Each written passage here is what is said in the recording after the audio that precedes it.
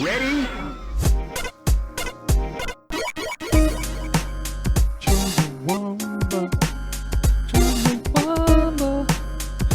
get knocked down and I get up again. Ain't never gonna get me down. So I talked to Purnell, and Purnell's over. And Purnell's gonna drink some tea.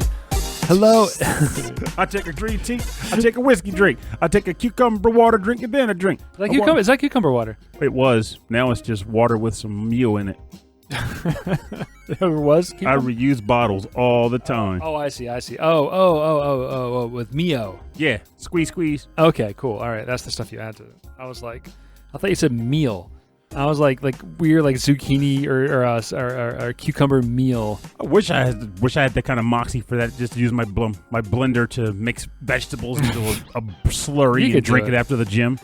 Well, welcome to Rhythm and Pixels. We are a video game music podcast. The voice that you're hearing is me, Rob Nichols. And I'm just contemplating ways to drink my dinner. And yes, that's what you do every week. But we also, every week, we listen to great video game music from all consoles and all generations. At the top of this episode, I want to say a few things. This is a live recorded episode. We record one episode a month, every month.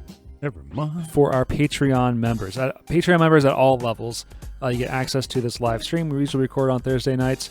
Also on the Patreon, which is patreon.com/rhythmandpixels, you get cool stuff like there's prequel episodes, there's additional content, there's mugs, t-shirts, there's stickers. There's a bunch of cool stuff. So if you're interested in some podcast things, go check that out. Patreon.com/rhythmandpixels.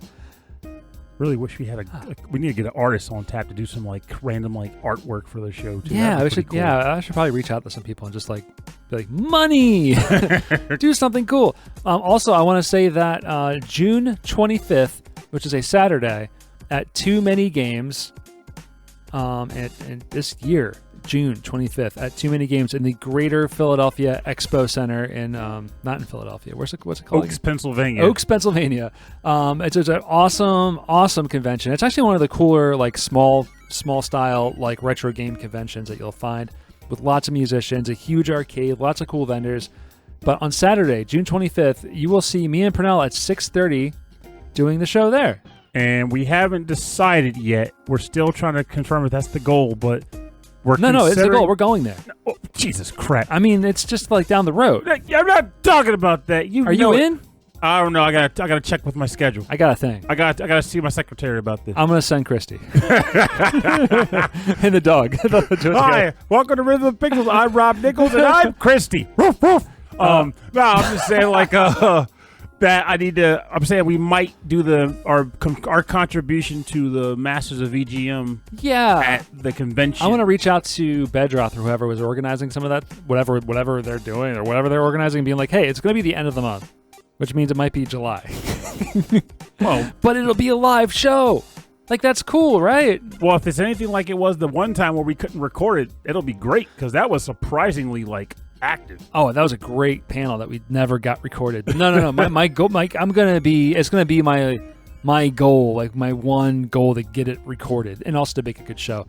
So yeah, it's gonna be a live podcast recording, more of a live show with me and Purnell making more jokey than podcast presenty, and some audience interaction. If you love audience interaction and networking synergies between the commerce of video game production and resellers, then come to Too Many Games or Loud Giants. Yeah, I'm there.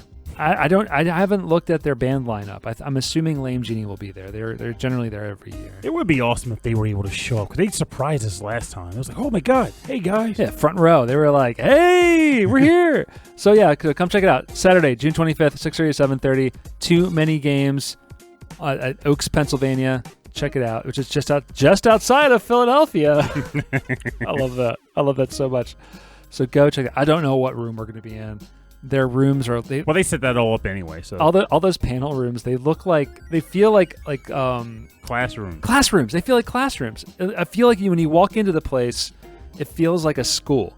It feels like an old style school with the classrooms with Bimani in a room, the brick walls. But then all of a sudden it opens up to this huge vendor hall And a huge arcade with like Bimani and stuff going on. And that's what I'm all about. Yeah, and then like a couple and stages. And as Martyrus says, and Concrud, and that is true. So, although too many games is because it's smaller has less opportunity. No, there's still Concrud. Don't even sugarcoat it. Well, I've never gotten sick of that. I've gotten sick at every other convention I've been to. But TMG, but probably because I'm not there that long. That's why then. Yeah. Usually, Concrud kicks in the most if you stay overnight. Yeah. Because if you're sleeping in like a general space to share with other con goers, when you're sleeping, your guard's down. Your guard is down after the viruses kick in. That's when it slips in through. That's when they go on their stealth missions. Comes in through your ears. Oh yeah, for sure. But yeah, like if you're just there and you're also not playing a lot of the arcade games or whatever, it's probably easier to avoid it. But typically, if you're touching things or you're staying around overnight, yeah, you're going to go home. Oh yeah. I'll be out at the Street Fighter cabinets. Probably wearing 15 masks and Purelling after every match. So pure.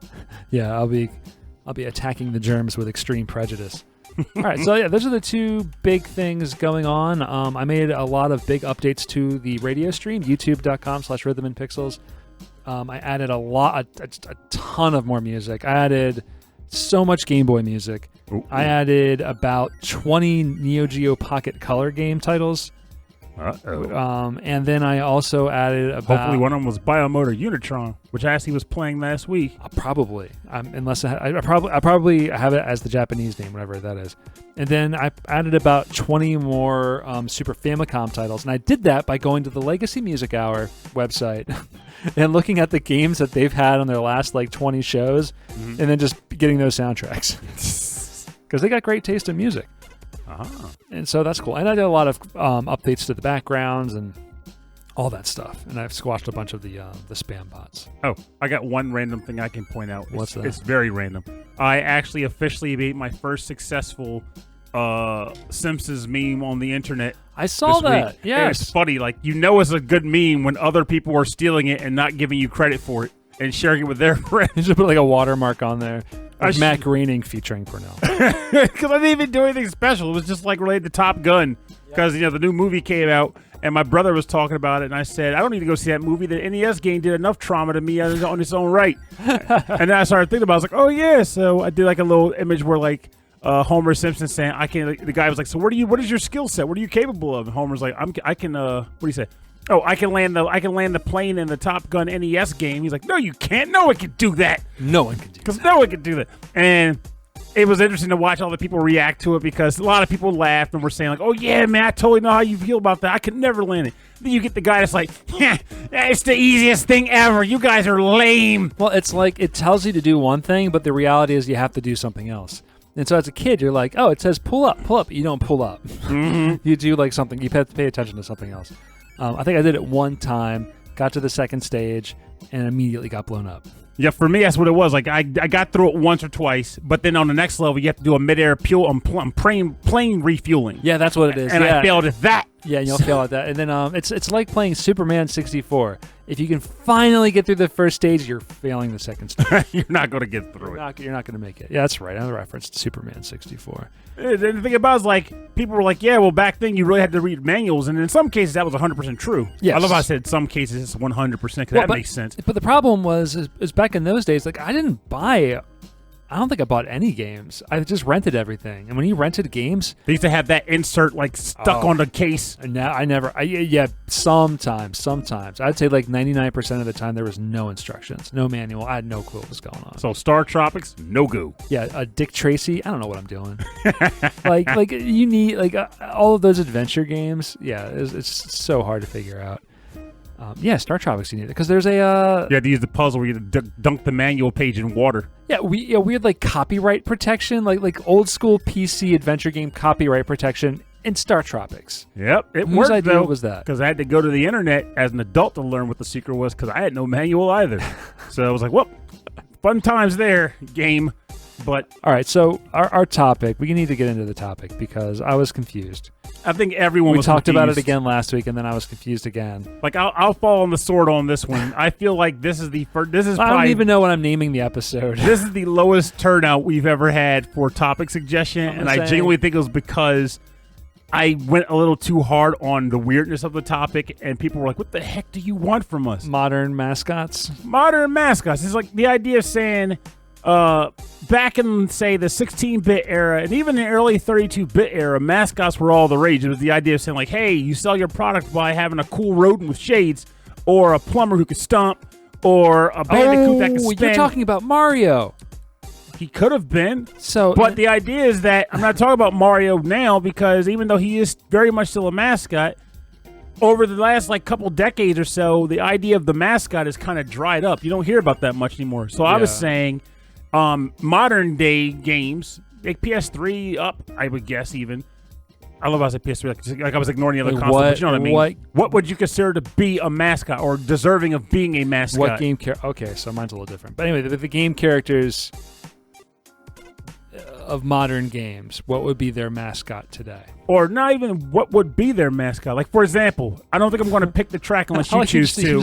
What? Every time I say something, you're like, well, no, not really. Well, not really. No, well, it's just that maybe it's just the way you're nailing your stating. I'm like, no, I don't want you to go down that path. So, give you an example.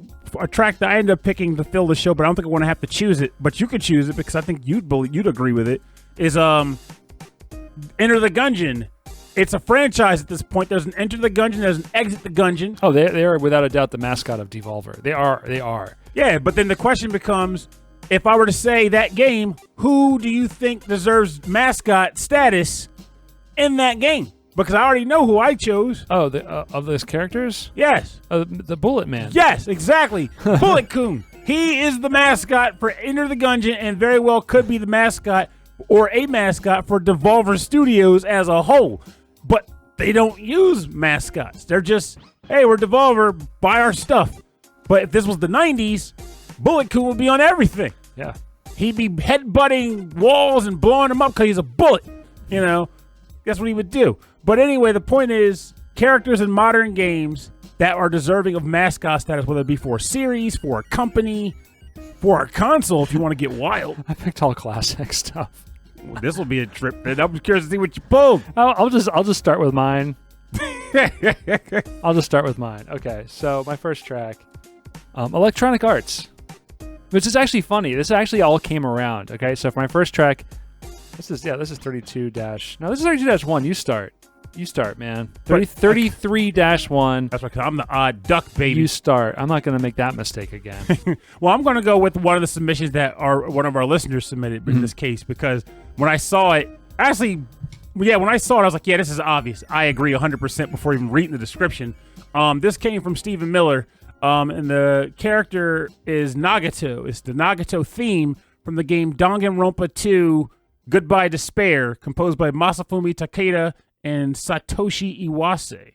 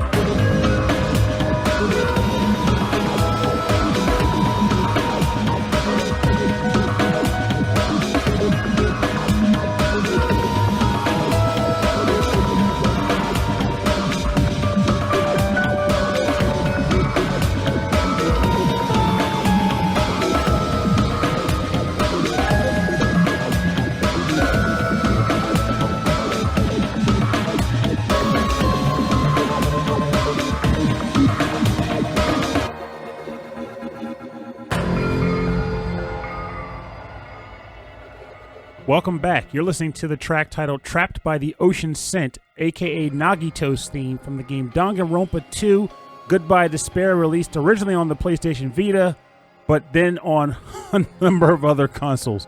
Composed by Masafumi Takada and Satoshi Iwase. Nope, just Masafumi Takada. It was just him? Yep, because I didn't realize this was part 2. Oh. And I didn't know the full name of the song, so now we know. Problem sizzle. Yeah. So let's read the testimonial, and then I'll ramble, because, when Stephen Miller sent this suggestion, and I immediately was like, yep, I like it. I'm good with it. Spike Chunsoft is known to most as the developer of the Danganronpa series, and if there was a face of that game series, and heck, the face of the studio, it literally cannot be anyone else other than Nagito Komeda. If you know him at all, this is self-explanatory, but no other character encapsulates the absolute emotional highs and lows of this series. Dangerously obsessed with hope, driven to the depths of despair, cruel, ruthless, and absolutely insane. No one is more Danganronpa than Nagito. This discordant tune of industrial noises, bizarre instrumentation, seemingly absent rhythm, and, to top it off, a strange background keening that you almost don't notice is the perfect song to show the face and vibe of this entire series. Yes, he is 100% correct about that, because that dude is bat crap crazy, and that is true even before you learn the spoiler twist of the game. He's a wackadoo, man. But I've actually been very much into Danganronpa again because of Stephen Miller's suggestion.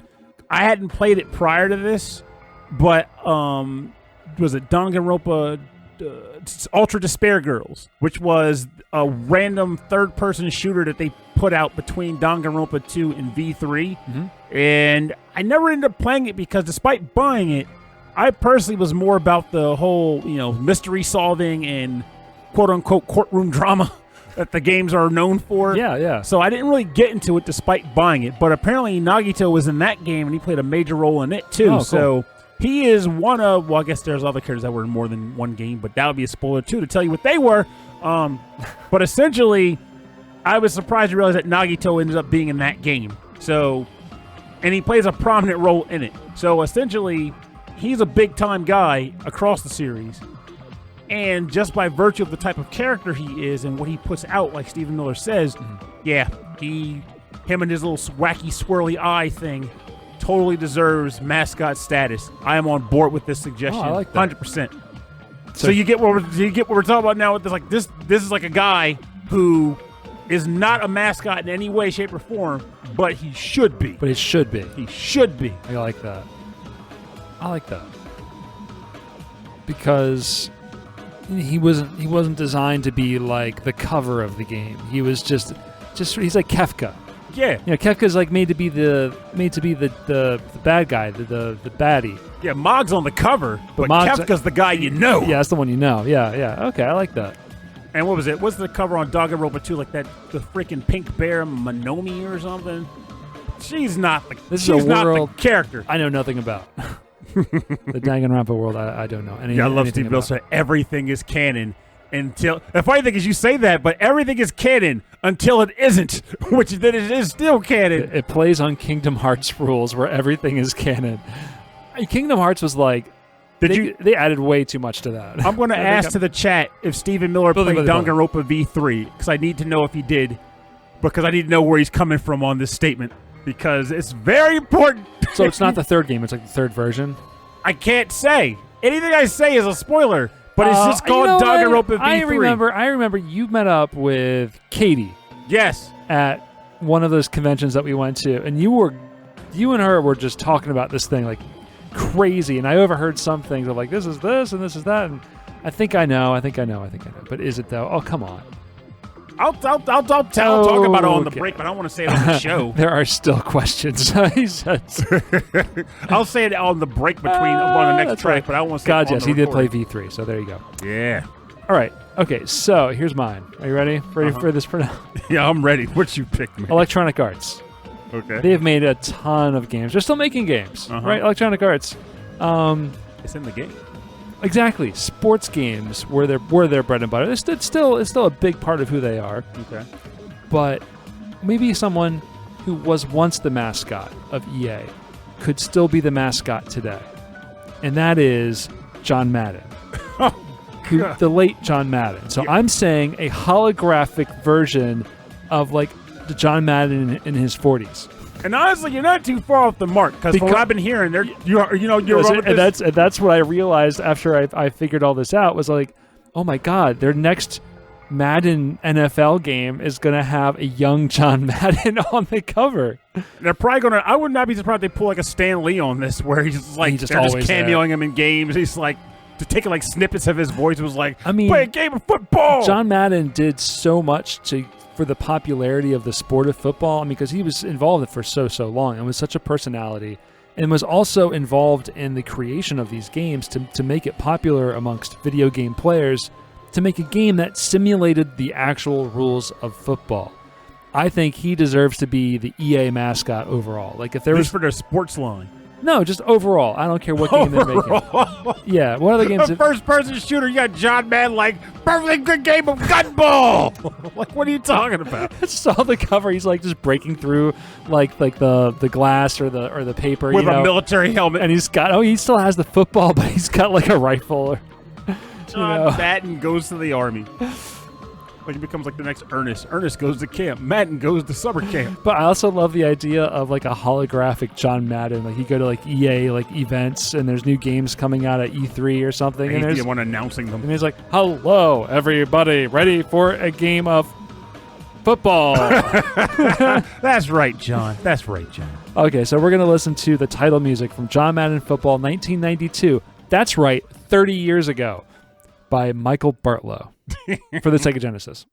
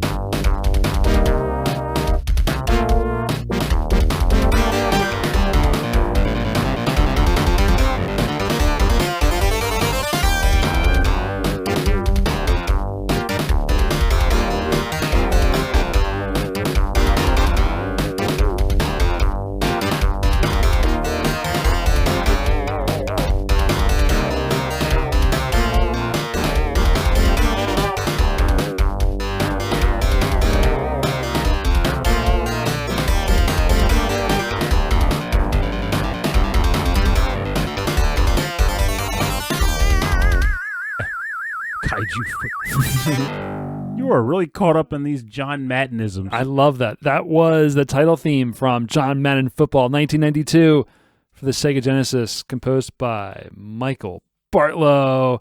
Bartlow. That's a good song. This is very close to being a stank face jam.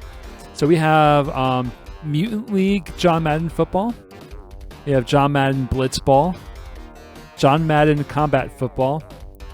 John Madden Blood Bowl. I like that one. Cyber John Madden Football. Cyber John Madden Wars. VR John Madden Football. I think that would work pretty well. John Madden's Hang Time you put on here. Yeah, John Madden Hit the Ice. John Madden's Kaiju Football. John Madden State of Sports. John Madden Football of the Undead. Of the Undead. John Madden Golf with Friends. I'd play that. I would play that. 100%. I'm telling you could put him on anything, and he just makes it that much more exciting. He has 20% more charisma. Even if he's just like on the boot up screen, you just boot up the game, and he's like, boom, bam, it's in the game. Like, you're already in. You're already in. Yeah, bam, Gears of War, it's in the game. Christ. Gears of War. John Madden is in the game. John Madden, Gears of War, EA Sports. Christ, this is probably the best thing on this episode right here. EA Sports, John Madden is in the game. He's in the game. Jeez, man. That's the thank you, Mike Myers. I seriously feel like now I'm picturing like some random EA employee listening to this episode going, hey, EA executives, you remember that new mascot you were looking for? Well, listen to this. It's just like pops it off. John Madden Skate or Die. Die. I think John Madden is in the game is probably like the height of the heightening. Like that's the apex. We've reached it. Oh my god. Oh man. I mean, I love classic sports games because they were so much more simple. Pick a team. You got 3 buttons on the Genesis. Wish I could agree with you because back in the day, my brothers would play it and my brother's friends would play it. And I'll be all hanging out with them, being the younger nerd brother, wanting to have fun with my brother and his friends, but I just couldn't stomach dealing with choosing a play, initiating the play, going through it over and over again for 10 minutes. Like, it wasn't fun. I wanted to play Shadow Dancer. I know. I was more into the action games, too. But, like, I also had the advantage of where my brother loved these games, but he didn't have a friend group that played them all the time, so he never got good enough to, like, beat me all the time. I mean, sure, he John Madden Skitchin. A good game of Skitchin. Don't try this at home, kids. This is dangerous. Don't try this at home. It's in the game. It's in the game, though. Oh, jeez. I love Golf with Friends starring John Madden. Golf with John Madden. I'd take that and combine it with freaking Lee Carvello. Wii Sports John Madden style. Man, hey, that would work. Yeah, John Madden style. I recommend Feather Touch. Dance Dance Revolution, John Madden mix. Nah, that'd just be like, I don't know how that would even work. Just be a bunch of like football. As you know, it would just be a bunch of tracks that have played at the beginning of football games. Well, halftime shows. You know how you go to an arcade and they have those basketball games where like it's like a free throw. You just shoot how many baskets you can. You have to dance while you throw the football? Well, no, imagine that, but it's the reverse where it's constantly throwing footballs at you and you have to catch them. Oh, that would be fun though. Yeah, but it's like I'm sure they get sued very fast. But yeah, I know. Someone would be calling a lawsuit. Some 5-year-old would get on the game because their parent wasn't watching them. Bam, bam, bam. This kid's covered in footballs. Paramedics show up. It's like one of those. Who let this kid play with John Madden? There's the holographic John Madden just chucking footballs at you. Pick it up, kid. Pick up the pace. I'm clearly gonna just keep milking this joke. What is your? It's a good joke. It's an okay joke. What's your next track? Well, I'm going to be blunt. This is my mascot. I don't know why I thought this was a good mascot, but it felt like the mascot of the modern age. Right. I've been really on this kick of games that need to appeal to working class adults. So this comes from the game Dadish on the Nintendo Switch. This is the theme for the Fifth World Kastelo Fortress and is composed by Thomas K. Young.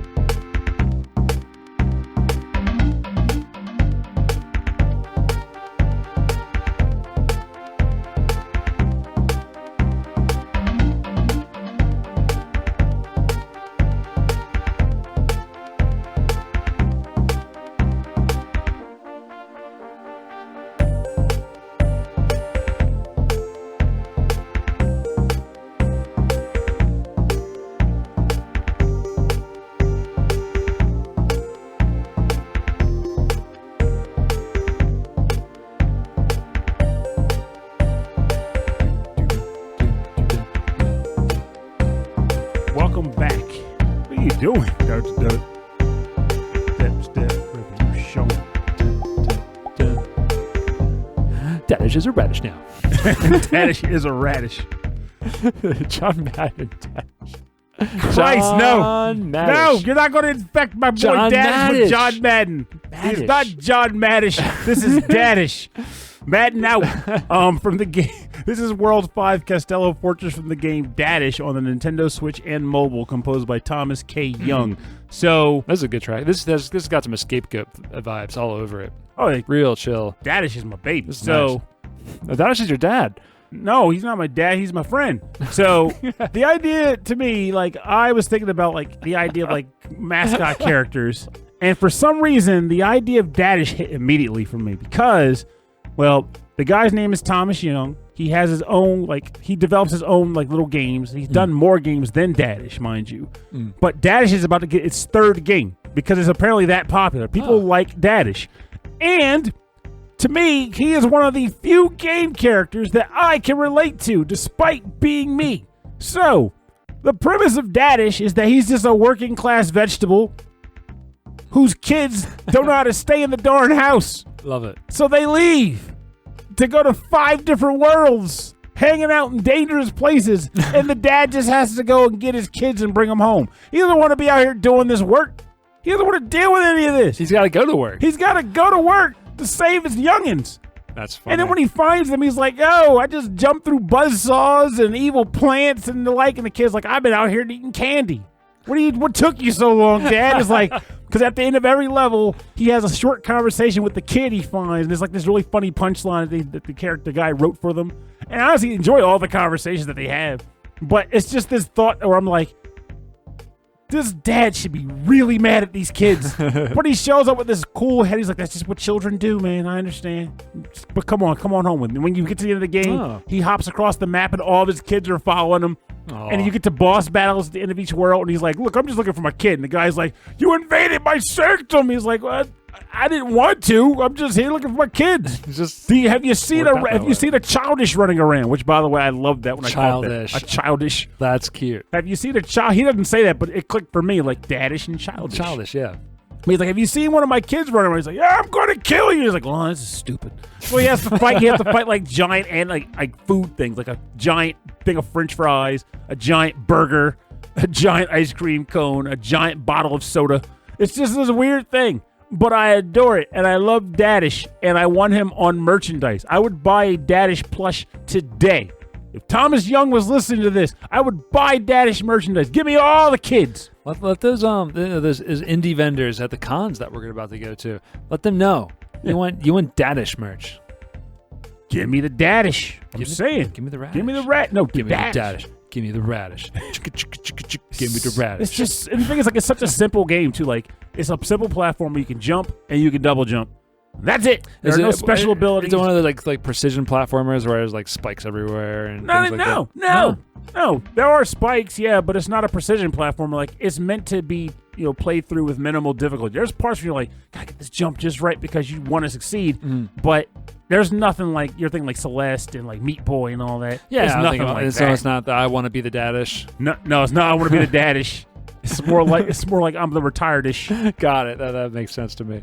Yeah. What's it? Martyrus says that he's getting hungry. Martyrus. He's got 2 identities on this show. It's getting to be dinner time.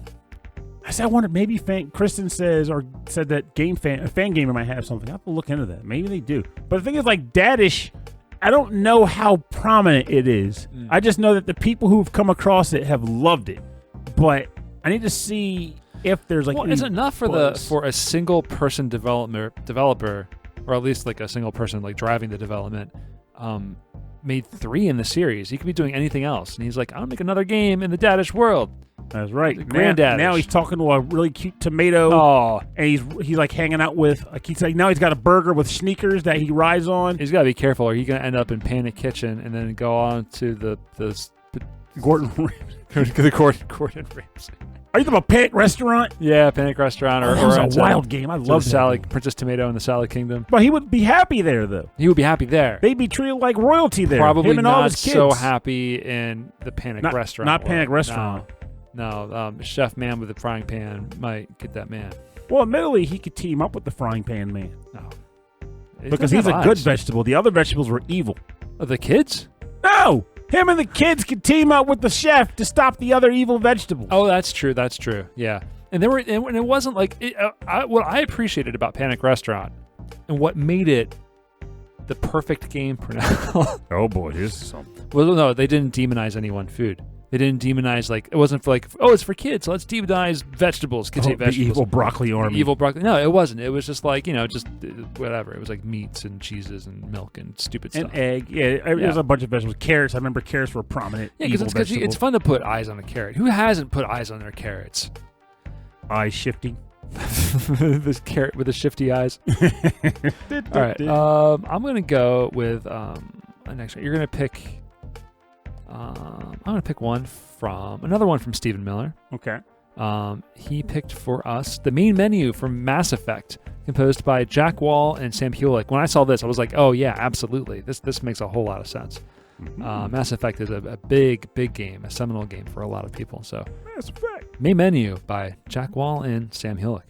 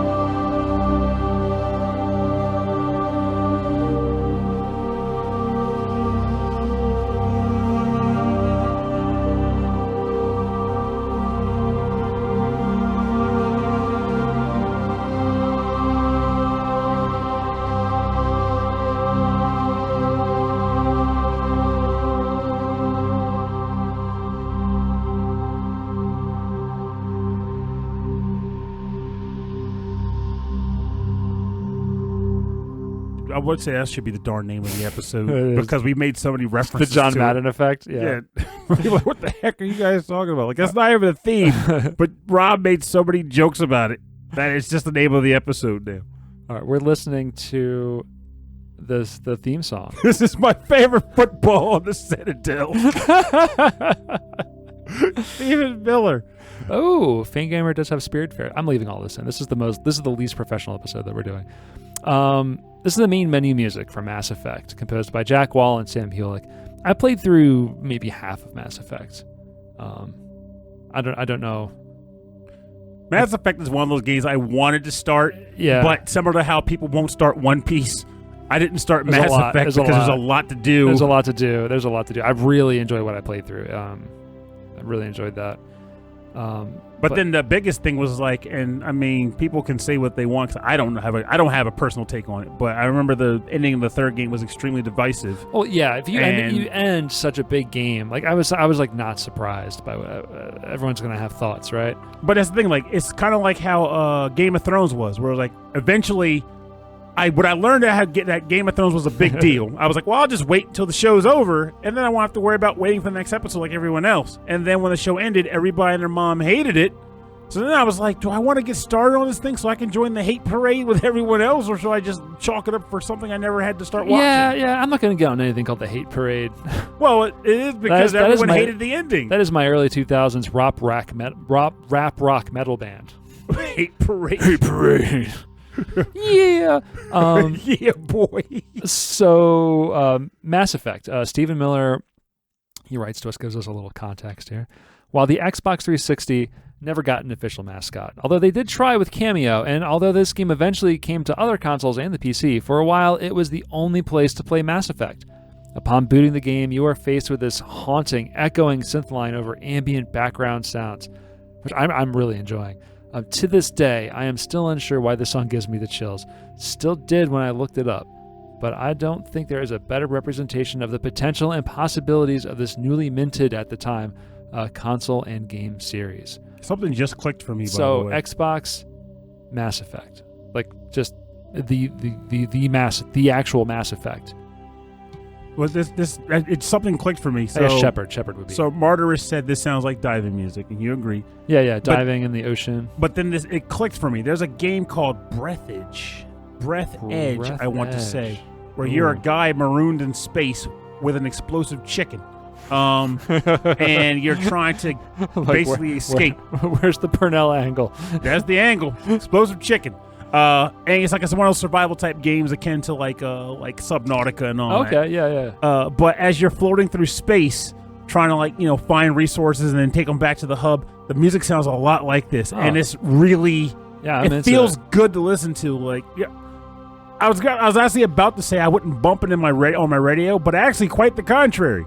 Under the right circumstances, I would absolutely blast this in my car or lying down in my room at night.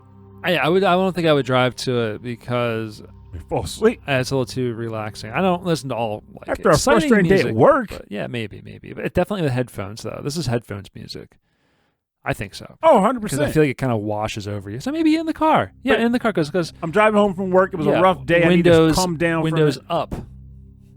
And then so you can turn this really loudly and just kind of washes. No, I want everyone to hear. I want everyone to hear me relaxing. I want everyone to know I am relaxing. All right, so there's a Netflix show I was watching about competitive free diving. Have you know what free diving is? Isn't that when you just jump off the board, you're blah, blah, blah, blah, blah, and you hit the water in 10? No. It's not diving. That's not like diving in the into the water. It's being in the water and diving as far as you can go with no help, with no oxygen. That sounds like up there with diving, like spelunking, or what the heck is the word I'm looking for? It may be spelunking. It's kind of caving or whatever. In which case, people can have it. I don't want it. It's because I had that very chat.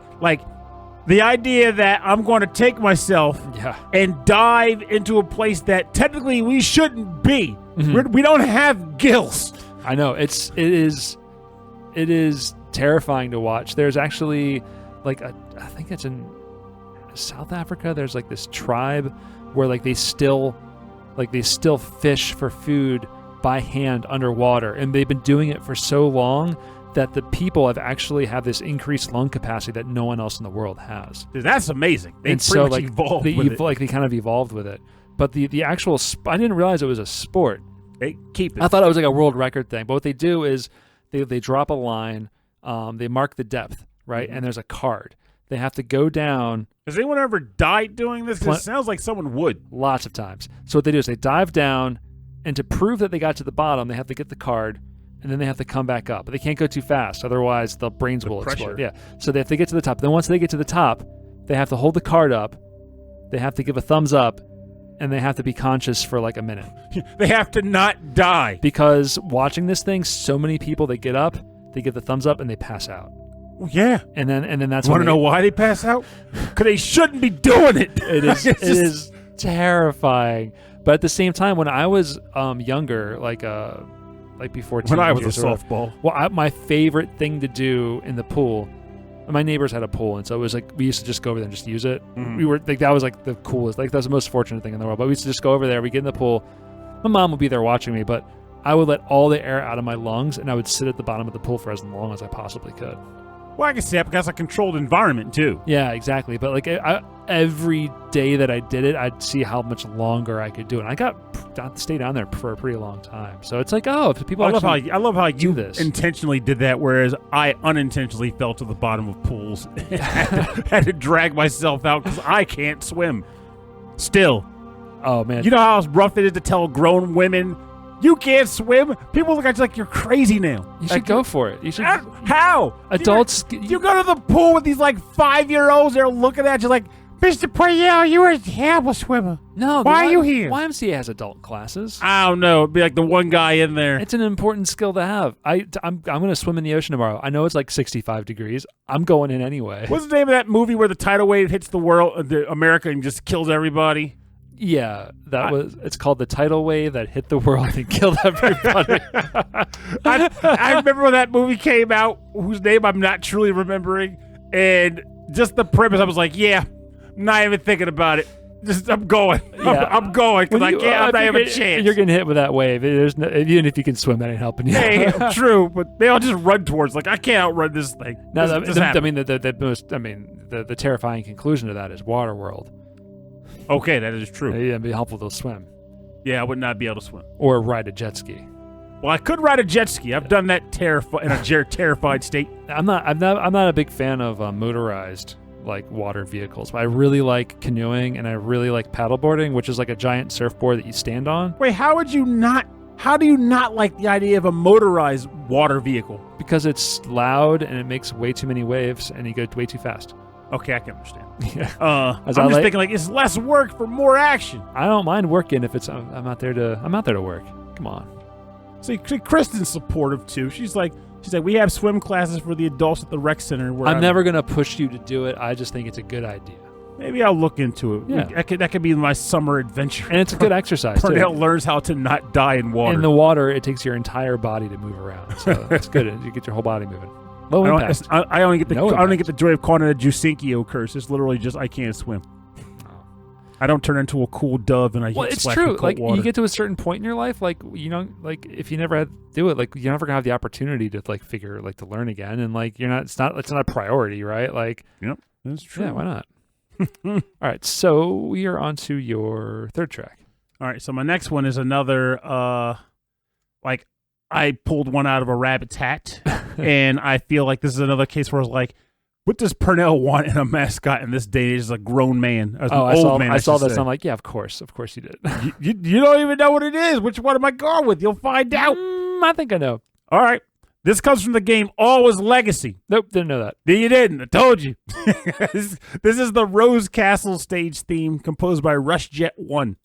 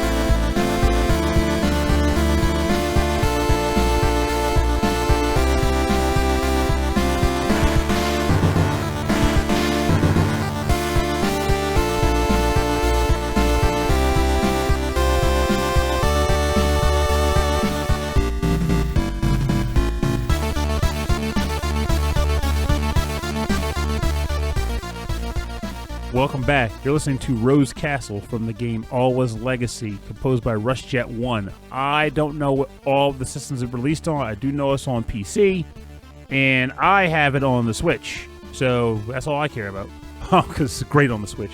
But why did I pick Alwa's Legacy? Well, the main character, Zoe, in my opinion, would make a really cool mascot for the adult life, or the dream thought there. Because from what I remember of the Alwa's games, there's 2 of them. Though they did also do another release where they put it on a NES cart, which was pretty cool. Yeah, that is cool. I like it when they do that. But Zoe is just a person who gets essentially isekai'd into this world. And you're like, what? That's an anime term. Basically means you got pulled from your world into another world, another fantasy world or something. And when she gets there... Never-ending storied. What? I never watched that movie, so I couldn't tell you. I just know that the kid rides a dragon named Falcor. Yeah! That's what I know! But, essentially, I love how I just had essentially more than times than I should have. But she wakes up. She doesn't know how she got there or why she's there. She meets an old man. He's like, hey, could you help us out? Saving the world or something? So she ends up exploring the world looking for magic spells and game's got to start somehow. Pretty much, she's trying to find the way home and ultimately stop an ancient evil in the process. Cool. And I just like the idea of just going to sleep, waking up, holy crap, magic place, spells. I like that. Cool stuff. And this is done, and then the game is kind of like an old school Castlevania style, but you can swap characters as you play, right? That's this game. Oh, no character swapping. Oh, no, what am I thinking of? You're just, you basically get new spells. You can swap the spells on the fly. Oh, okay. To solve puzzles, you can upgrade the spells to do different things. And in some respects, Zoe's already kind of a mascot for Elven Pixels, because I actually reviewed a game by them called Cathedral 2 months ago, and I was surprised that Zoe had a cameo in that game. She's just running by what the heck is this place? How did I get here? Because again, she got dropped into another fantasy world. But she's pretty much just I caught myself. She's just a girl with sneakers and seemingly casual It's hard to get a word out of your head, isn't it? It really is. Once it gets stuck in there. I had my old professor used to say, in this particular case. I listened back on my show with Ed Wilson, and I was so embarrassed. The first 5 minutes, I kept saying, but we'll get to that later. But I'll talk more about that later. We'll get into this one later. But I was talking nonstop for 5 or 10 minutes, and every time I finished a thought, I'd say, but we'll talk more about that later. But did you get back to them later? I did, because I had a lot to say. Well, that's a release. At least you put the breadcrumbs out there and then pick them up. But I said it so many times, I'm like, this is really embarrassing. Poor break. Sorry, I didn't mean to interrupt you. No, I think it's funny. I get it. We're on the same page there. So I'm not thinking. The game I was thinking of wasn't Alwa's Legacy, but I only know of Alwa's Legacy because of the show. If I shot in the dark, were you thinking about Trine? Possibly. Yes, I am. I think so. Or are you just saying that to just appease the thought? Yes. Jeez, man. My brain's got it, done. Trine's a puzzle platformer, but it's not open world. It's just left to right. Mm-hmm. It's sometimes vertical, where you get 3 characters eventually. And if you're playing single player, you switch between them to solve puzzles. That's what it is. You just said it. Don't give me that look. You're like, Rob, you said it. You have the internet right in front of you. You totally just said it. Yes, I know exactly. It's Trine University in Angola, Indiana. Oh, Christ. A private university. It was founded in 1884. Offers degrees in the arts and sciences. Cold-blooded. Scientists. And you can change your character as you're in class. As you progress through your degree. It's not that game. It's not Trine. It's not Trine. I'm trying, though. John Madden's Trine. John Madden's Legacy. Now I'm really wondering what game you're talking about. No, I'll find it. I really thought it was this Alwa's Legacy thing. So you say we're talking about waking up in a fantasy world, and Christy and I are watching this show on Disney called The Owl House, and it's about this young teenage girl who is really obsessed with fantasy books. And I didn't see the first episode, but what happens is she's supposed to get sent to summer camp. It's essentially like accountant summer camp. Her parents don't want her to read fantasy anymore. They want her to go and learn to be like an adult. Okay. So she goes to this camp to be an accountant, but along the way she gets lost in the woods and she ends up in the fantasy world, and it's all witches and demons, and so she's training to be a witch under this this evil witch. She's just really just out there doing her own thing, and she's played by the no nonsense boss lady from Just Shoot Me, which I've never seen. Okay, I thought you wanted to watch. I need to watch Just Shoot Me. Apparently, when you're done this show, watch Infinity Train. Infinity Train? Yes. That's a show that I was obsessed with and marathoned in its entirety in like 2 weeks. Infinity Train. I'm writing it down. But anyway, so that one reminds me of that, because every episode is this, everyone's like, it's a human girl, and she's like, I'm learning magic, and it's like, she just wakes up in this fantasy world, and everything is so strange. Infinity Train. Yes. Infinity Train is a really good show. It's about a train with infinite cars, and each car in the train is its own universe. Oh, okay. I'm into it. Is it anime or is it? It's a cartoon. Okay, so it's not an anime. It's a cartoon. Okay, if you say anime, then it's a Japanese cartoon. If you say it's a cartoon, then it's an English anime. Or just anything that's not Japanese. Yeah. I really think so. All right, so I can't believe you didn't know Just Shoot Me. I've heard of it because I remember when it was being promoted and advertised, but I never saw it. Yeah, David Spade and that guy who's balding, who's really funny. He's good. He played... The guy who's balding is funny. Yes, he played the father of Veronica Mars. But his claim to fame is that it's hilarious that he's going bald? No, that's how I remember him. Jesus, imagine that being your thing on a resume. You go to apply for a job. So, what should I know you from? What is your act? I go bald in every show I'm in. You gotta kind of have to be there. I mean, come on. That's all. I mean, yeah, sure. I'm balding in every show I'm featured in. That wasn't his thing in the show, but it is what I remembered him because I don't remember the actor's name. He's a great actor. He just happens to be balding. I just keep being typecast as the balding guy. No, Belding. Belding. Saved by the Bell. Oh, Dennis Haskins. Saved by the Madden. All right, so... the Madden effect. So my last trek, right, is... So Konami has a ton of franchises they could choose from. They've got Castlevania. They've got Metal Gear, right? Mm-hmm. They've got so many awesome franchises they can make as their mascot. I propose to you that because in 2012, they absorbed Hudson Soft. Okay. They own Hudson. And do nothing with their work. Bomberman. That's actually about they bring Super back Bomberman R. Yes, they bring back Bomberman, and Bomberman becomes their new mascot. Well, kind of is. But it's a Hudson mascot. Well, they did revive Bomberman in 2017 and Super Bomberman R, and they gave the different colored Bombermen unique personalities. Excellent. So, while not quite using them as a mascot, they did give them mascot-esque traits to say, hey, now White Bomber isn't just player one, he's actually the stoic leader of the team of Bombermen. And then he's Ryu Higashi. He's fighting for his parents' life. He is sent away on his... Anyway. I don't know who you're talking about, but hey, White Bomber. All right, so yeah, so I picked the title music from Bomberman World for the Sony PlayStation, composed by Hironao Yamamoto, because I want Bomberman to be the face of Konami. I feel like a Belmont would have a beef with that. But yeah, I mean, he could. Yeah, sure, he could try. He could try to take my Bomberman, but Bomberman, you know what he can do? He detonate. He can detonate and blow him up. Bombs beat whips. No. Yes. Now you got me wondering about that. That'd be a weird duel. But again, that duel exists. Dream Fighters TV. I forgot. Oh, that is a thing. Dream Fighters TV. Was that a show? No, it's a video game. Bomberman versus Simon Belmont. It's called Dream Fighters TV. Yeah, it's a video game.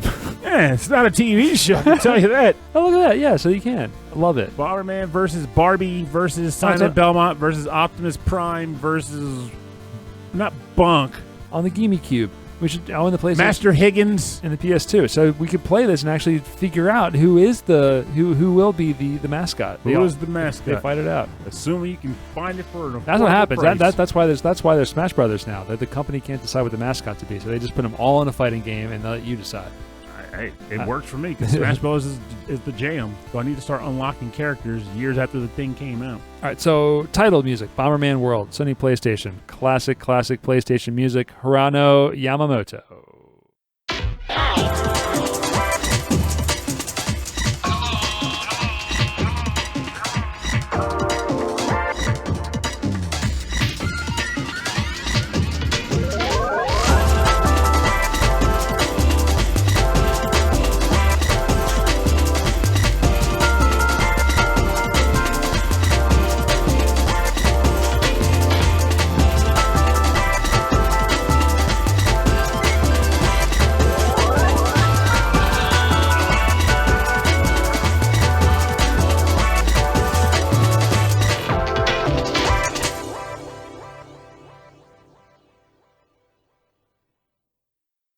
This was the title music from Bomberman World for the Sony PlayStation, composed by Hironao Yamamoto.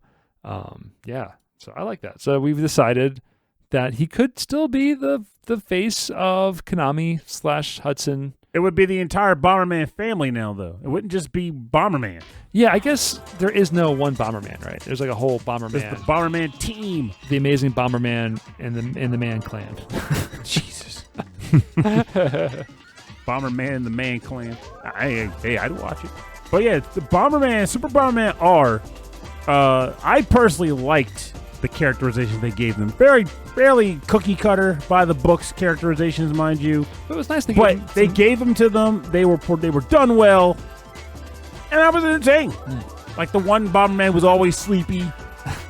Like, we really have to go to work. I want to take a nap. Now, in the there's a TurboGrafx one, right, that you can play like 16 people at a time. No, that was the Saturn. Saturn. And you could control up to, it was like 16 or, no, it was 10-player Bomberman. 10-player. And so then if you played that way, there was more than just Bomberman color characters, right? There's other characters in that game. Saturn Bomberman, yeah, you could be a bunch of Hudson Soft characters. Oh, okay, I was wondering, because at some point you can be Twinbee, right?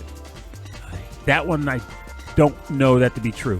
But I know in Bomberman R, which I should double check to make sure I got all the DLC for that. But they gave away a bunch of like Konami characters. Like, you'd be like Mimi and Naomi from Papa Music. You could be Simon cool. Belmont. You could be Dracula. You could be the Vic Viper. Yeah, of course. There's always the Vic Viper, and he's like the ship as a person. You could be a girl from Tokimeki Memorial. Oh, that's there awesome. was a lot of random Bomberman characters they added. You could be Pyramid Head Bomber. Oh, I do remember this. I remember seeing Pyramid Head playing against against the Vic Viper. I'm thinking like, wow, Bomberman got crazy. Yeah. But I actually loved that Bomberman game. At first, it was terrible because the controls were just kind of off, like timing-wise. Oh, interesting. But they took feedback seriously because people were really complaining. Like, this is the stupidest Bomberman ever. It's a simple game. You need really strong controls that respond. But they took the feedback 100% seriously. They revamped all the controls, and they gave away a ton of free DLC. Oh, that's nice. It was really nice. Like, wow, they really turned this game around. I am glad I paid for Super Bomberman. I guess if you have enough mascot characters in your game and it does poorly, then it reflects badly on everything. You gotta fix it. Or maybe someone in the studio was like, you know what, I'm gonna do it right. I'm gonna do it all right. I'm going to Super Bomb them, man. I'm gonna Super Madden bomb. Superman. Baby, I'm a Madden bomb. All right, so it is now time for the part of the show where we play football. In the bonus round. And the bonus round. We play bonus round. Extra quiz. God, I don't watch football. What is that? Extra point? I was actually about to say extra innings. Extra. Sudden death. I don't know. Wherever football's bonus. I think the coin flip is probably the most iconic part of a football match. How do you know this show is hosted by two nerds? They don't know what happens when football goes into overtime. That may be what it is. I grew up in a football house, but that was many, many years ago. Anyway, so the bonus round is where we play covers and remixes and arrangements on the theme. And Pranav, what do you have? So this one was a particularly cool submission because if you've been following me on Facebook, you know that there was a moment like a week or two ago where I was up till 3 a.m. playing this game. This is what reminded me that this game existed. And I was like, oh man, now I got to go back and play it. So I did. This came from listener Martyrus. This is from the game Klonoa to Lunatea's Veil. the game that has made a lot of people stupid money, and now they're angry because it's coming to the Switch. This is the Cursed Leorina Crimson Remix. And I'll get the composer in a minute because apparently it's not.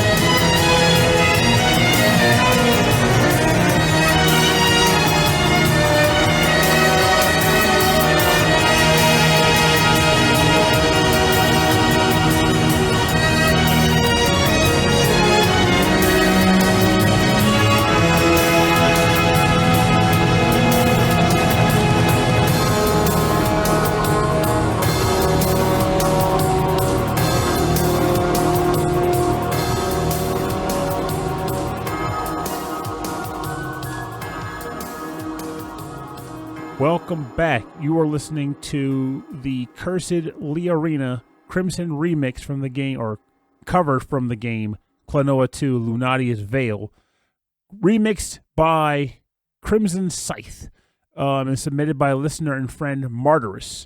And this is what Martyrus had to say about this track / game / mascot. This original track plays during the 5th boss fight with Cursed Leorina from Klonoa 2 Lunatea's Veil. To be simple, I picked this track simply because of the upcoming release of Klonoa Fantasy Reverie, a remaster of both Klonoa 1 Door to Phantomile and Klonoa 2 Lunatea's Veil. While I have never played either game when they first came out, this remaster offers me and anyone else a chance to play them. Also, I believe Klonoa, the title character, would make a good modern mascot for Bandai Namco Entertainment. Besides, if you look carefully at his hat, he pays homage to another mascot.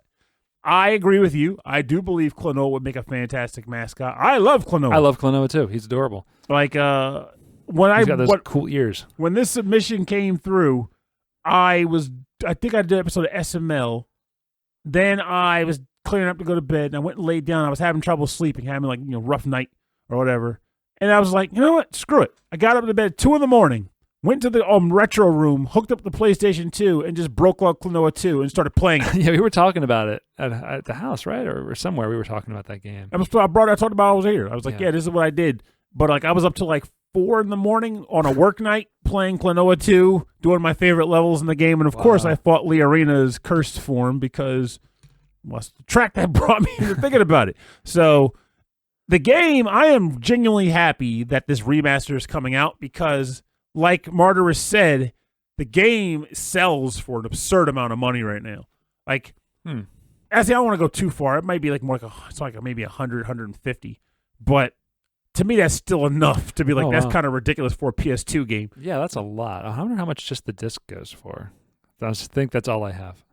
No, you don't have that game. Remember, I loaned it to you guys when Christy got hurt. Oh, man. I thought that was our game. Oh, no. I was playing that game. I swear we've talked about that before, and I just immediately forgot about it. Yeah, I was like, because remember, because you were saying it earlier, you said, because I didn't even notice, you said that apparently there's a held grudge because I played some of the save files. Yeah, at least that's what I remember. But who knows? I've been forgetting a lot of things lately. So yeah, aging sucks. Yeah. But Klonoa 2 is a lot of fun. The music is genuinely good. Really, really good. All the Klonoa games. I would say that Cursed Leorina is probably, from the fan base, the most popular track in that game.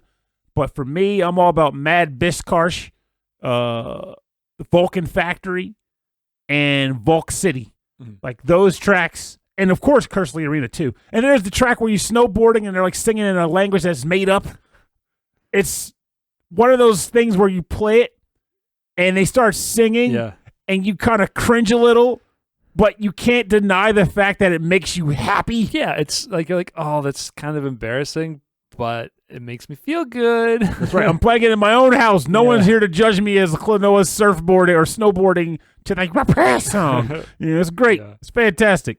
All right, so I had one picked out. I'm going to go with a normal game track, but a vocal game track. And we have 2 to pick from, but I'm picking this one. Frankly, Zappa said, oh, no, that's my game. No, that's my game. Laughed. This is from River City Girls, again from Martyrus. This is composed by Megan McDuffie, vocals by Megan McDuffie. The track is Bully. Let's listen.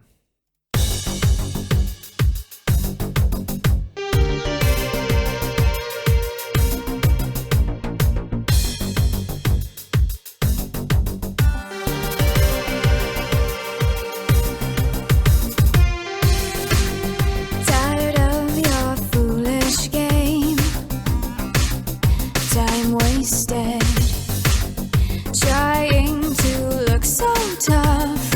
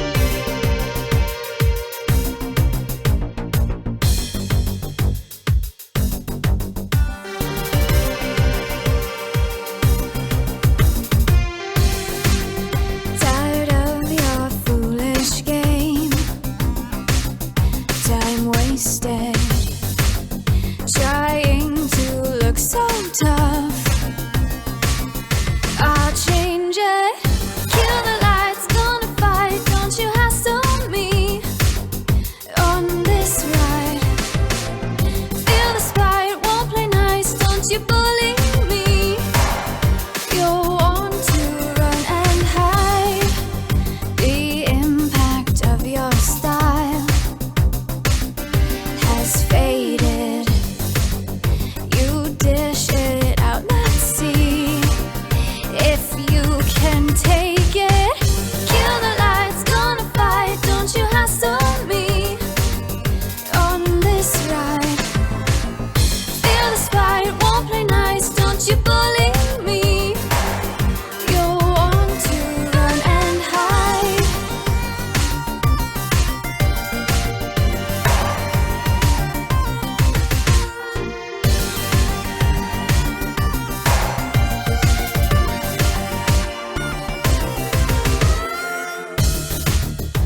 Accepting your assault. No more. I'm breaking down that wall. Let's do this. Kill the lights, gonna fight, don't you hassle me on this ride. Feel the spite, won't play nice, don't you bully me. You want to run and hide.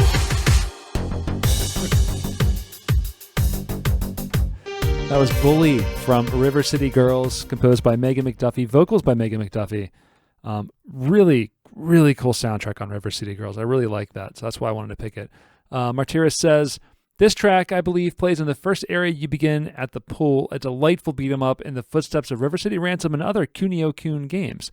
River City Girls picks up where River City Ransom left off, this time with Misako and Kyoko, girlfriends of Kunio and Riki, fighting through the streets to rescue their respective boyfriends. Personally, I believe the Kunio-kun series could use an update to their mascot by including the girls with the boys. Of course, I could be wrong, so correct me. Honestly, I don't think you could be wrong.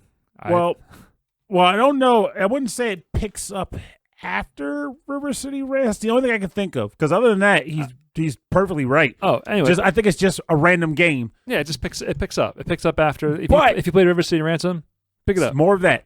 But I think I want to say that Way Forward has definitely been leaning on this. Like, so Martirus is pretty on point because their current mascot is Shantae. Yeah. But they have definitely been leaning on putting Kyoko and Misako in more like merchandise and like advertisements. Yeah, to when be I like, get when I get Way Forward ads, I see much less Shantae and more of the River City Girls, which is cool. Yeah, because it became a really popular franchise, and they wisely capitalized on it. That's why they ended up doing River City Girls 0, which was like a port of an old SNES game that we never got. Yeah. And I think the sequel is supposed to drop this year sometime. Oh, that's cool. Yeah, so I look forward to playing the original after the new one comes out.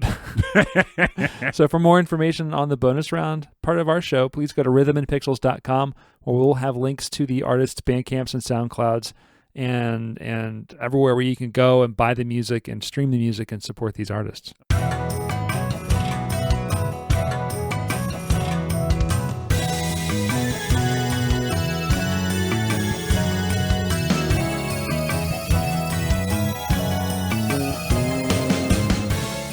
Thanks for joining us on episode 33-1. This is the start of our new season. I mean, we're the start of the next 10 episodes. Welcome to World 33 of Rhythm and Pixels. More mushrooms. Modern mascots. Or John Madden. Lots of Madden. I genuinely apologize for this topic throwing people off kilter. Like, that's what our show. It's what you did to our listeners, what we do to each other. Where we come up with a weird topic, and then we go home and we think about it, and we come back and we had completely different ideas of what the topic was supposed to be about. Like, here's the topic, guys. Yeah, exactly. But that is a good point that Rob put out. You guys got a taste for where I put Rob through every week. But I feel like mascot characters are a large part of what made gaming in the 90s and 80s what it was. Because despite the fact that we live in an age now where games are plentiful, cheap games even, like, it was harder to get bargain bin games back then. Now you can get games for like $1. Yeah. Free to play games at that. The atmosphere just isn't what it was. The hype vibe isn't what it was. Also, the internet's a large part of that too. The internet kind of, I think it kind of hindered it a little bit because it made everything so accessible. You didn't have to wait a month for news. But it's not. We can't have that era back anymore. It's gone. But I love looking back fondly on it and picturing what made it special, aside from the fact that I was like in my single-digit years up until my early teens, and the answers are plentiful, but one of the main ones is mascot wars. Saying Mario's better than Sonic, or Sega's better than Nintendo, or TurboGrafx is better than all of them in your face. But that's just how it was. That's an era that we can't really get back anymore. So I was like, maybe we can have a taste of that on this episode, talking about the mascot thing, and see people like, oh yeah, man, Bonk could totally beat Master Chief. I don't know, something. Yeah, I could see that. Bonk could do that. He would eat some weird meat, would turn him into a dinosaur, and he would bite off Master Chief's head. He'd bite the helmet right off his dumb Master body. Chief would just have a gun. He would just shoot him as a dinosaur. Ineffective. Oh, I see. Dinosaur has anti-Master Chief bullet protective scales. Problem solved. I'm a writer. I'm a creative. Give this guy a job. Somebody. Writers Guild. Hook him up. But I think next one, like I said, the talk seems to be, we'll probably hammer it home for good in the next week or so, but based on the chat, it's looking like it'll probably be summertime kickoff / sunny games. Yeah, I think, a kickoff to summer, I think. It's the summer kickoff. Ooh, it's football. Another football reference. Christ! If you bring a Madden track to the summer kickoff, football's even a summer sport. Play exclusively Madden music next week. Oh, Christ. What would the topic be for that? Madden. No! Madden for you, and I'm just playing angry games. Rob, I thought this was the kickoff episode. The football kickoff episode. He said, no, it's summer kickoff, Rob. Ball in. Kickoff. That's okay. So now I'm going to listen to that Cornelius track. Ball in. Kickoff. It's the whole track. It's just a guy going, ball in. Kickoff. But it's really good. Anyway, I'm rambling about things that one doesn't understand. But, yeah, we'll be doing that hopefully for this Discord or this Patreon episode. So hopefully you guys enjoy it. And everyone that joined us today on the live chat, we greatly appreciate it. Yeah, thank you for taking the time out, even just popping in and out, even if you weren't here for the whole episode. We really appreciate you just coming in and saying hello and joking around with us. Oh, yeah. Because honestly, I feel like this is one of I love the Patreon episodes. Even I end up showing up here all gross and sweaty, like, oh, everyone's going to see me stay. Oh, come on. That's nothing new. Everyone's going to see it. But it's just nice. Like, it's like the closer we get to, like, direct. Well, Discord, I don't think is the same. Because this scenario, we're half visible. Like, it's more on-the-fly interaction. Yeah, you see everything in between. Oh, yeah. Like, I feel like this is probably the closest we get to interacting with listeners. And I enjoy it very much. The direct interaction, which I really appreciate. If you want more direct interaction, or even more direct, come to Too Many Games on June 25th. We'll be there at 6:30 doing our panel show, but we'll probably be there all day long anyway. I'm not planning on going up there early. Oh, I'm shopping, baby. Yeah. Or when I say shopping, I mean I go up to the retro booths, seeing how much the games cost, and go, wow, my game is worth how much now? Glad I don't have to buy it again. I'll probably be looking for cool artwork. Is what I'll be doing. From like people doing their own thing. Oh yeah, I like that a lot. Yeah. And then checking out the other bands. I'm probably listening to a lot of the music, so catch us there. If you are in the area, we'd really love to see you. But anyway, this is the end of our show. So if you want to say hello to us, not in person, if you want to send us a track suggestion or a topic suggestion, or even just say hello, please send us an email. rhythmandpixels@hotmail.com. We read everything. We may not respond to everything, but we do read all of the emails, and we really appreciate everything that people say about us, because it's all been nice. So thank you so much for that. If you want a full track listing from this episode and access to all of our episodes, please go to the website. rhythmandpixels.com. At the top of the website is a link to our Discord server that we just talked about, so you can check that out there. We also have a YouTube radio station that plays 16-bit and 8-bit classics all day long. It's at youtube.com/rhythmandpixels. You can check that out. And if you want to support the show, the best thing you can do is to tell people about it, or you can just click the subscribe button on whatever platform you're listening on. Spell the show out in balloons and release them into the sky. Love that idea. Or you can rent one of those, like those flyers that fly behind a plane Oh, Skyplane. Skyplane. Skyplane? Yeah, Skyplane. Redundancy. Skyplane Zone. Is that what was it called? Skyplane Zone? I'm about to say, I think that is a Sonic Zone for the second game. Sky Chase Zone. Sky Chase. Skyplane. Skyplane Zone. Catch me in my Skyplane. You can also go to support us on Patreon. It's really helpful to support us on Patreon. Again, you get, just like I talked about at the beginning of the episode, you get access to cool stuff like this monthly live show that we do. There's additional content, prequel episodes that we've done in the past, and there's some cool merchandise that you can get through Patreon, only through Patreon, such as stickers and mugs and exclusive T-shirts. So you can get all that there. Just check it out at patreon.com/rhythmandpixels.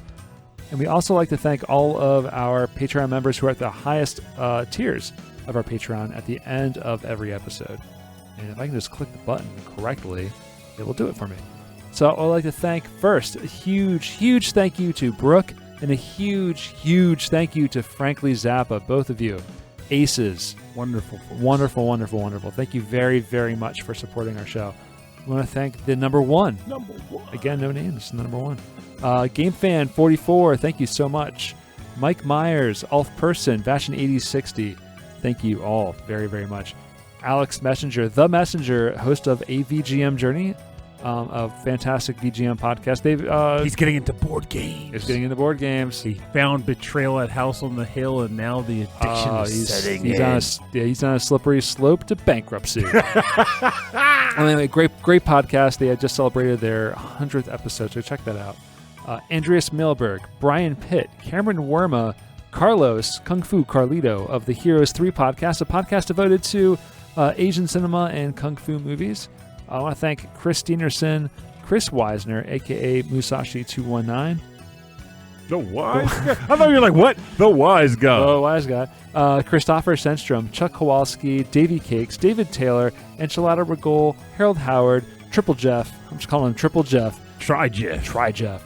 Justin Schneider from XVGM Radio, and another fantastic VGM podcast he co-hosts with Mike Levy. Keith Levy? No, you got it. I got it right. Hey. Thank you very much, Justin Bieber. I want to thank Martyrus. Martyrus, yes. Host of the Re-VGM podcast, a podcast devoted to remixes, covers, and arrangements. Love that. And I thank Dr. Michael Bridgewater from the Forever Sound Version podcast, but mainly in the Commodore 64 demo scene. Thank you very much, Michael. Rage Cage, host of the VG Emporium podcast. All the merchandise you can get on clearance or on new shelf pristine prices. That should be a topic on his show. It's just clearance bin games. If you're listening to this, please do that. Because I'm legit curious about what you'd consider to be clearance bin games. So you walk into the VG Emporium and he's got like the $1 bin, the $5 no one's bin. buying these tracks. Exactly, no one's buying these tracks. So yes, thank you very much, Rage Gauge. Reinhard Silkova, Sleepy S'more, Steve Miller, Taco, and Ed Wilson of the VG Embassy. The reason why I was off, because for some reason I got memories of a patron that we had years ago whose name stood out. I was like, that Nick Walker. I don't know when he stopped, but for some reason my brain was like, I wonder how he's doing. Yeah, it's like, you can keep supporting or not keep supporting. You know, it's however you want to do it. We always appreciate it. We still appreciate it. But we remember the names. Yeah. And the names stick out to us. So thank you. Thanks to everybody very, very much. All of you and many more who are supporting this little podcast of ours. Summer games will be, or kick off the summer will be our next summer kickoff. Will be our next sunny games. That'll be our next Patreon episode. Mm-hmm. So then next week we'll be doing something different. Let's write it on paper so we don't forget this time. Yeah, because I will not remember starting now. All right, so yeah, that's the end of the show. Rhythm and Pixels. My name is Rob Nichols, and I'm Purnell. Have a great week. And remember, sometimes what is it that makes a mascot what a mascot is? Usually, it's about the idea of like embodying a product or just sticking out like a sore thumb. But for me, a lot of times it's just something that you want to recall, something that makes you happy. Hey, this is a character that makes me feel good about thinking about this company. So, in some respects, I feel like it never hurts to kind of feel like being more like a mascot of sorts. Like the person that your friends are like, hey, that's a guy I can remember. He sticks out to me, or she sticks out to me. This person is special to me. They're great to have around, whatever. I don't know. The mascot of your social circle. It feels weird to even make that statement, but thinking about it, it does exist. Yeah. Even if you don't call them that. People have mascots in their friend circles. The ones that stick out when everyone's like, oh, yes, he's the guy. He's the loud one. He's the one. He's the loud one. Sometimes, hey, look out for, try to become that person. Be that person. If you're not that person, it's not a big deal. But at that point, it might be fun just to picture who would be the mascot of your friend circle. Because it's just a funny thought. I don't know. It's less of a and remember, just a passing thought ahead. I like that, though. Think about that. Think on this. Who would be the mascot of your friend circle? Are you the mascot of your friend circle? Are you? I don't know.